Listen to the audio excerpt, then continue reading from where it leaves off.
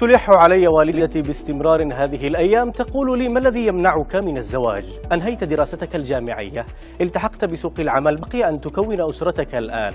أريد أن أرى أحفادي. أحترم رغبة والدتي هذه، ولا أخفيكم أنها قد حركت في داخلي شيئا نحو هذا المشروع، لكن خلاف أن قلبي لم يهدأ بين يدي فتاة بعد، فأنا كثير الحسابات والمخاوف.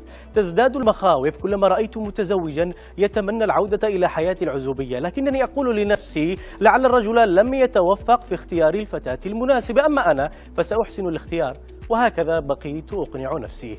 حدث شيء ما دمر كل محاولاتي لإقناع نفسي. ظهر رجل في مقطع مصور يقول للناس: ألا من كان عازبا فليحمد الله، ومن كان متزوجا فليرفع شكواه إلى الله، إلى غير ذلك من العبارات المنفرة من الزواج، والتي تبين علاقة زوجية تعيسة يعيشها الرجل سامحه الله. أعادني إلى نقطة الصفر. نتابع هذا الرجل.